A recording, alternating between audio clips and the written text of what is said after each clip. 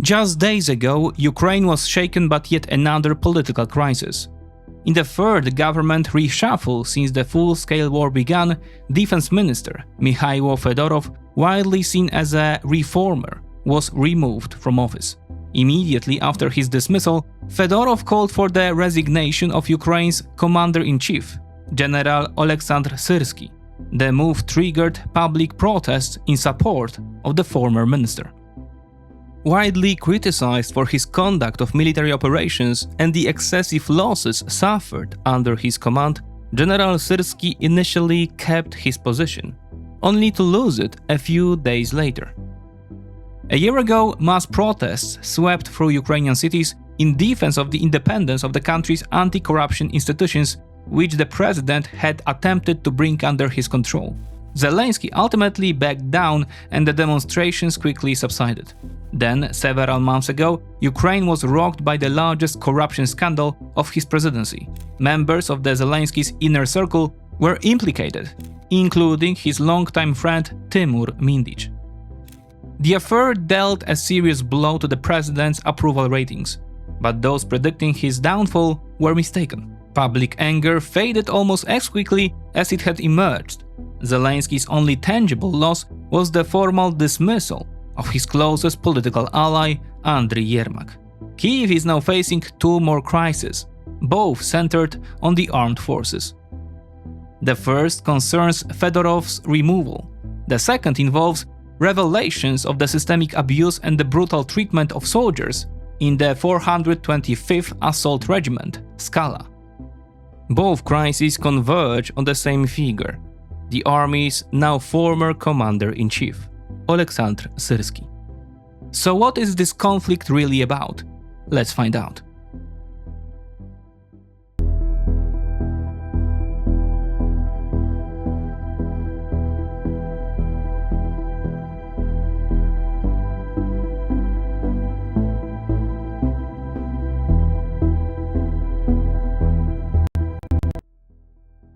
Fedorov dismissed, Syrskyi removed, a mobilization crisis, Russian forces 8 kilometers from Kramatorsk, and depleted stocks of Patriot missiles. Ukraine has absorbed a series of shocks in just a few weeks, any one of which could shift the course of this war. Each of these developments has its reflection in financial markets, which is exactly why it can be beneficial to act deliberately rather than react after the fact. I've been doing that for years with XTB, the partner of this channel and where I manage my own investments. The platform gives me access to over 11,600 instruments from around the world, including companies across the energy, industrial, and technology sectors, many of which we regularly discuss on this channel. I can invest commission-free on up to 100,000 euros in monthly turnover, after which a 0.2% fee applies. With built-in market news and expert analysis, I'm not just watching events unfold, I'm in a position to respond to them. And in today's environment, being ahead isn't an advantage, it's a necessity. Just remember that every investment involves risk. Michał Fedorov took over as defense minister on January 13th this year. Over the next 6 months, by his own account, he sought to modernize and clean up the institutions under his authority. For many Ukrainians, he became a symbol of efforts to build a modern military and wage an uncompromising fight against corruption in the defense ministry. He reshuffled senior personnel within the ministry and changed procurement rules in an effort to curb corruption practices, although his critics claim the real goal was simply to cut people outside his own circle out of lucrative contracts. He also sought to limit the sweeping power of the general staff and introduced innovative solutions, including the use of algorithms and mathematical models to manage the battlefield. The result was a collision between two radically different visions. On one side stood Fedorov, with his concept of a modern military built largely around unmanned systems. On the other stood General Syrskyi, representing a model of warfare rooted in the Soviet era and inseparable from a willingness to expand soldiers' lives. According to Ukrainian media reports, these differences quickly turned into a personal rivalry and, over time, an open war between Syrskyi and Fedorov. The commander-in-chief accused the minister of taking credit for successful drone strikes on Crimea that were not his own. Fedorov responded that without his involvement, the Ukrainian armed forces would have had nothing to fight with because they would have lacked the drones needed to carry out those operations. The conflict escalated rapidly, with both men seeking to have the other removed from office. General Alexander Syrskyi reportedly gave Zelensky an ultimatum. Either him or Fedorov and his team. In that contest, the general initially proved stronger, although, as it soon became clear, only briefly. The government reshuffle carried out several days earlier, which once again included the replacement of the prime minister, was used as a pretext to dismiss the defense minister. The young technocrat lost his battle with a commander shaped by the old post-Soviet military school, but the general had very little time to enjoy his victory. This was how Ukraine removed a minister who, according to those around him, had led the effort to bring about the deep drone transformation of the Ukrainian military. Fedorov's supporters credit him with devising the quote drone wall, a strategy intended to offset manpower shortages through the mass deployment of unmanned systems capable of preventing Russian advances. He is also credited with creating a separate branch of the armed forces, the Unmanned Systems Forces, and with developing plans to expand retaliatory strikes deep inside Russian territory. According to multiple sources, it was Fedorov who successfully persuaded SpaceX chief executive Elon Musk in February this year to cut Russia off from Starlink, the satellite communications system vital to both armies. He was also said to have initiated the strategy of isolating Crimea through drone strikes, although there are competing accounts of how that operation came about, and no shortage of people claiming credit for its success. At least some of these initiatives were promoted by an effective quote propaganda machine that significantly exaggerated their actual impact. Even so, they were genuine and visible achievements, both politically and militarily, and Kyiv badly needed them at this stage of the war. It is important, however, to recognize the limits of a civilian defense minister's role. In wartime, strategy and tactical decisions ultimately remain the responsibility of the military. The powerful narrative, especially on the social media, portraying Fedorov as indispensable, may therefore be, at least in part, an attempt to strengthen his position in negotiations with President Zelensky over his future place within the country's power structure. Fedorov failed to complete some of the reforms he had promised, including the full dismantling of corrupt patronage networks and a comprehensive overhaul of the procurement system.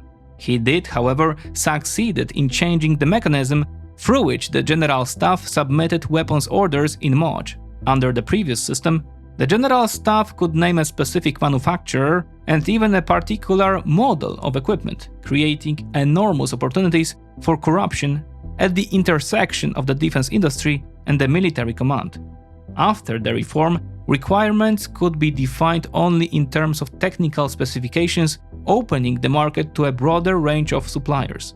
This direct challenge to entrenched interests may have been the real reason General Syrskyi and those around him wanted the minister removed.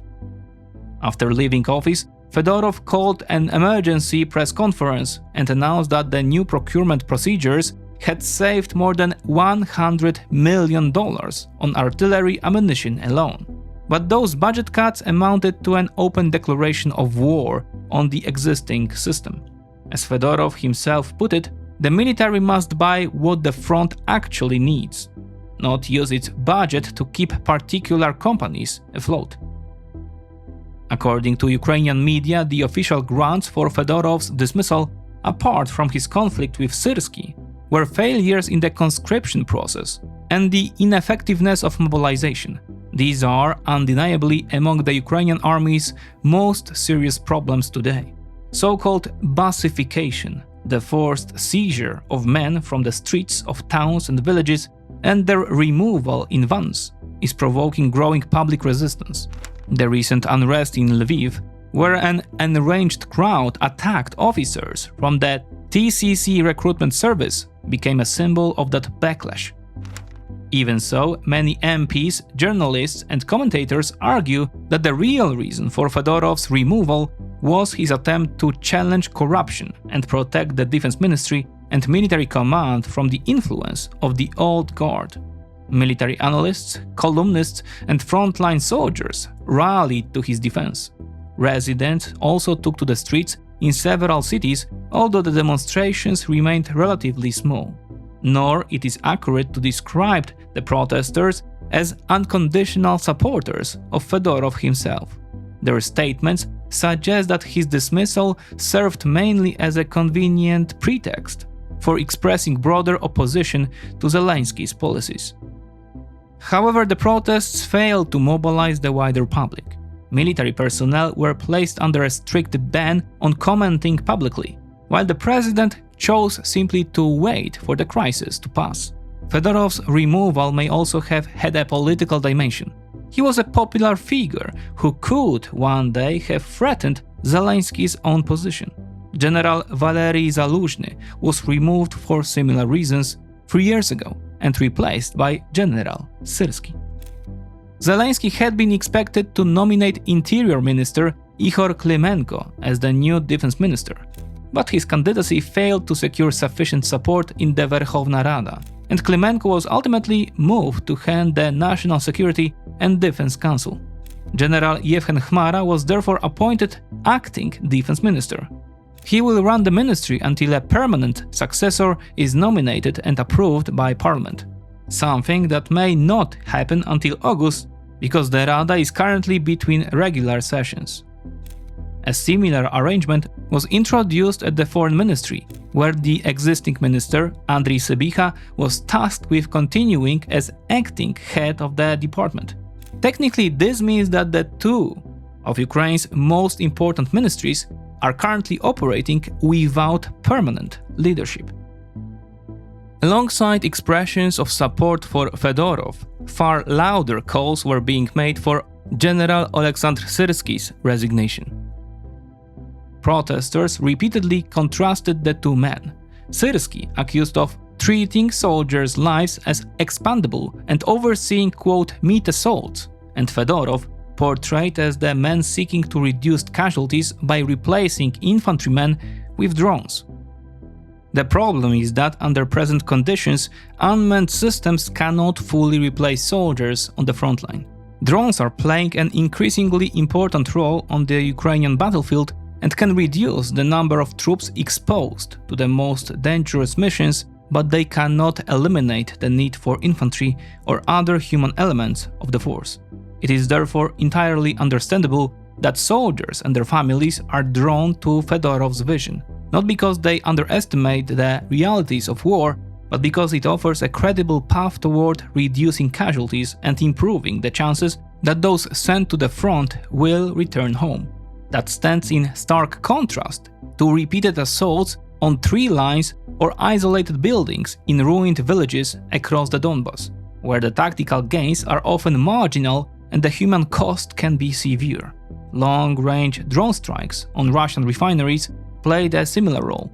Although they did not directly transform the situation along the front, they demonstrated that Ukraine can still impose meaningful costs on the aggressor and helped sustain public morale. During the press conference mentioned earlier, Fedorov openly criticized the general staff and General Syrskyi. Among other examples, he cited the suspension of strikes against bridges linking Crimea with occupied Zaporizhia.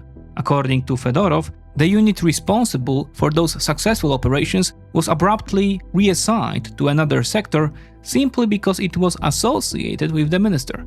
Fedorov's advisor Sternenko described what happened behind the scenes, quote, "And do you know why this happened? Because the commander who organized it was not 100% Syrskyi's man.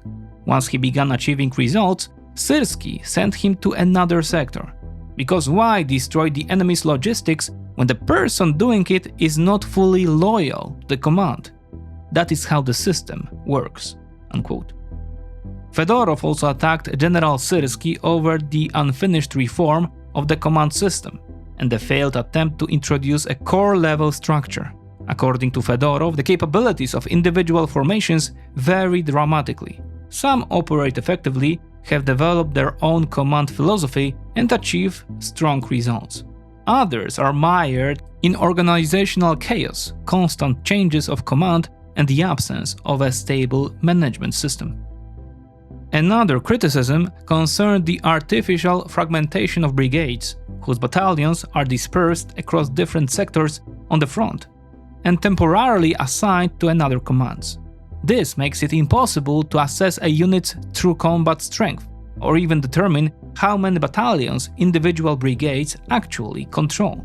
Fedorov also accused General Syrskyi of manipulating the distribution of supplies. Commanders loyal to him receive what they need, while those who challenge him are deprived of resources. According to Fedorov, Syrskyi personally controls the entire allocation process. The former minister also raised the question of accountability. In Ukraine's military system, responsibility for commanders' failures is routinely pushed down to the lowest levels of command, instead of being used to draw lessons from mistakes. He also criticized the systemic failure to reward competence. Officers who succeeded on the battlefield are sometimes sidelined or even punished because absolute loyalty to one's superior matters more than actual performance. While it is difficult to dispute many of Fedorov's criticisms, the valid arguments made against him must be also acknowledged. The minister was accused of arbitrarily imposing his own procurement priorities on the armed forces, regardless of the needs identified by the General Staff. Orders for unmanned systems are increased, while purchases of artillery ammunition were reduced. In wartime, however, military commanders should have a better understanding of their own requirements than a civilian official removed from the realities of the front and operating hundreds of kilometers behind it. Another argument against Fedorov concerned his ineffective management of mobilization. He had planned to bring large numbers of foreign mercenaries into Ukraine, but that model never came close to being implemented. Like the idea of replacing soldiers with drones, it proved to be another illusion. On July 20th, General Syrskyi personally responded to some of Fedorov's accusations in a lengthy article titled "My Job is War," while leveling several charges of his own against the former minister. He began by pointing, correctly, as already noted, to the division of responsibilities between the Defense Ministry and the Commander-in-Chief. It is the latter who is responsible for the situation at the front and for the strategy being pursued. Long-range strikes and the concept of isolating Crimea, Syrskyi argued, are coordinated by him. He also noted that strategy is not simply, quote, another social media post and therefore cannot be made public. The general also challenged the belief that the wholesale drone transformation of the army was the right approach. Drones, he argued, are only one component of a much larger system, and the military needs every other part of that system in order to fight effectively. He summed up his position bluntly, quote, "You have to buy everything, not just whatever happens to be fashionable at the moment."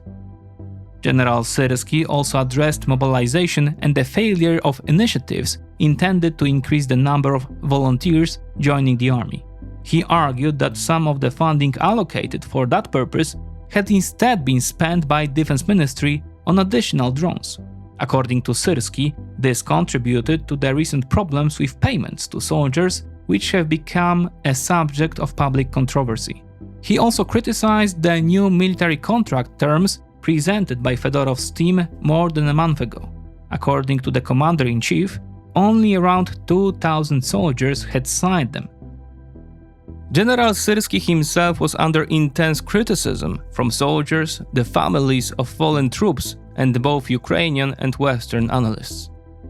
The central accusation is that he has embraced and continues to uphold a Soviet culture of warfare and command, contributing to mounting Ukrainian casualties and a disregard for soldiers' lives. This included the creation of a so-called quote, meat formations and the human wave assaults they are ordered to conduct. Sternenko, mentioned earlier, warned that the General Staff had paid virtually no attention to casualty rates and carried out no serious analysis of them. It was only Fedorov who attempted to force a change in these procedures. As the activist put it, quote, "In some formations belonging to Syrskyi's personal guard, the situation is so bad that I will not say exactly how much time we have left, but it is not much unless we stop treating people this way." Unquote. Public opposition to Syrskyi's methods has been intensified by recently exposed scandals within the armed forces. The first, uncovered by the Ukrainian outlet Babel, concerned systematic abuses in the 425th Assault Regiment Skala. The detailed investigation documented recruits being beaten, tortured, humiliated, and restrained. Men forcibly mobilized directly from the streets were contemptuously referred to by commanders as disposables, meaning, as one of them explained, quote, "one deployment to the front and that is the end." Consider one passage from the investigation, quote, "In Skala there does not always have to be a serious reason for a beating," says a former instructor with combat experience. He knows of cases in which personnel serving in rear positions were abused because of a startling malfunction or errors in paperwork. Ribs were broken, he says, openly in front of everyone during briefings. The soldier also witnessed mobilized men being attacked by dogs. Unquote. The investigation found that in just the 6 months preceding publication, at least 26 recruits died at the regiment's training centers before they had even reached the front. The causes of death were falsified, with conditions such as pneumonia entered into official records. Crucially, the report focused only on the training stage, leaving aside the catastrophe on the front itself, where the unit had suffered enormous losses. Soldiers are reportedly issued weapons only immediately before being sent into an assault, reflecting the command's fear of so-called fragging, the killing of officers by their own subordinates.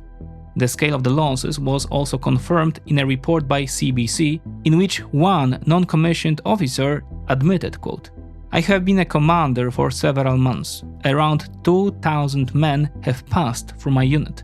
3/4 of them are no longer here." Unquote.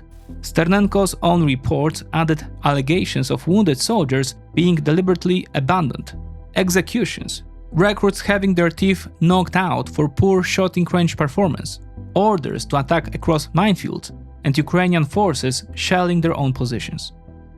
The Skala regiment, expanded to divisional strength through Syrskyi's personal initiative, is part of a broader effort to create specialized assault formations. These units, especially Skala, receive a large share of newly mobilized recruits and are regularly assigned to high-risk assault operations, suffering disproportionately heavy casualties in the process. Together they form what has become known as, quote, Syrskyi's army, a group of units reporting directly to him and deployed through ad hoc orders. Syrskyi sends their battalions or companies to individual sectors of the front to stabilize the tactical situation through costly counterattacks comparable to Russia's, quote, meat assaults. For a time, a significant share of Skala's losses were concealed by formally transferring its soldiers to the 210th Territorial Defense Battalion, which was subordinated to the regiment. This allowed Skala to reduce its reported casualties on paper. The second recently exposed scandal concerns a group linked to Colonel Stanislav Luchanov, commander of the 155th Mechanized Brigade.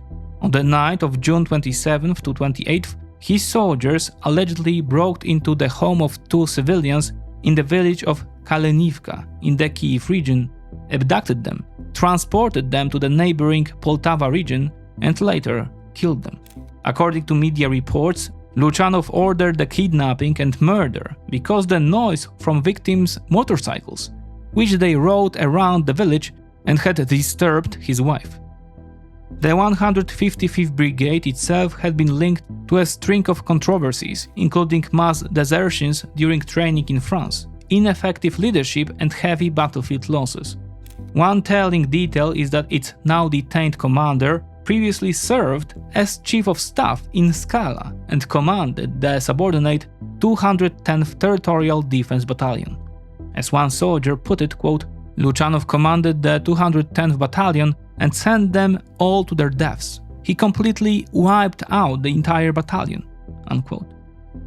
These abuses triggered a wave of speculation that the commander-in-chief might be dismissed. According to the Financial Times, Zelensky had already been seriously considering such a move after the first protests following Fedorov's removal.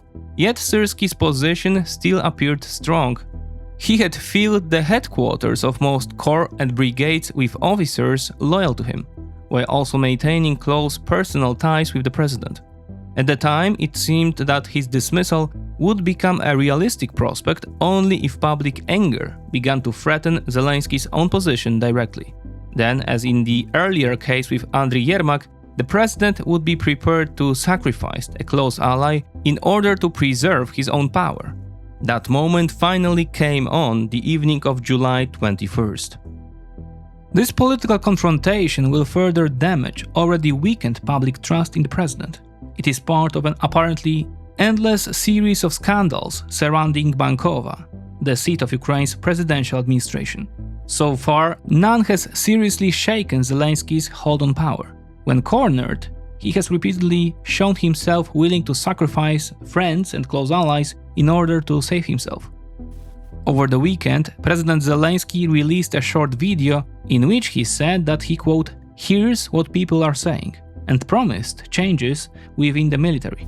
Shortly afterwards, he held talks with Generals Drapati and Apostol and met General Horbatyuk, repeatedly offering them the positions of Chief of the General Staff and Commander-in-Chief. The discussions continued on July 20th, but reports soon emerged that General Drapati had refused the post of Commander-in-Chief. The General Staff's official account then announced that General Syrskyi would remain in office.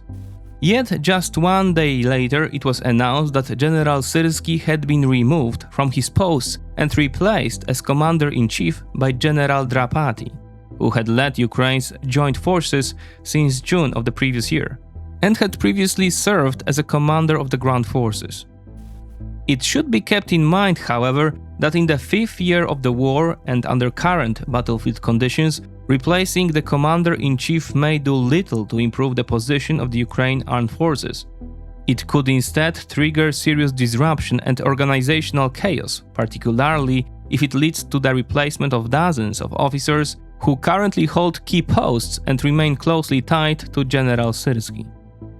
The enormous human losses concealed from the public, together with Syrskyi's archaic command style, had become a serious problem for the Ukrainian armed forces.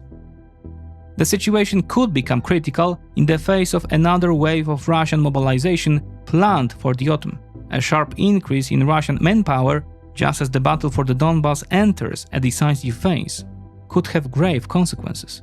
Ukraine has still failed to resolve its mobilization crisis, while its losses continue to rise. Under those conditions, the defensive line protecting the key strongholds of western Donetsk Oblast could begin to collapse. This is especially dangerous because Russian forces are now roughly 8 kilometers from the outskirts of Kramatorsk, while the prolonged battle for Konstantinivka has ended in a Russian victory and the city's effective fall.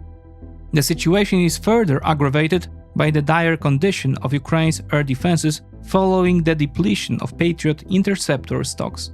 During several recent Russian ballistic missile attacks, Ukrainian forces managed to shoot down no more than a handful of the dozens of missiles launched in each wave. That was the case, for example, during the strike on Kyiv on the night of July 18th to 19th.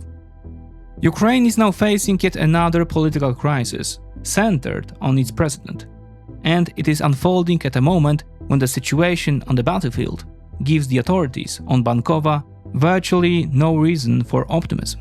The question is no longer whether Ukraine's military needs reform, but whether it can carry it out before the battlefield delivers its own verdict.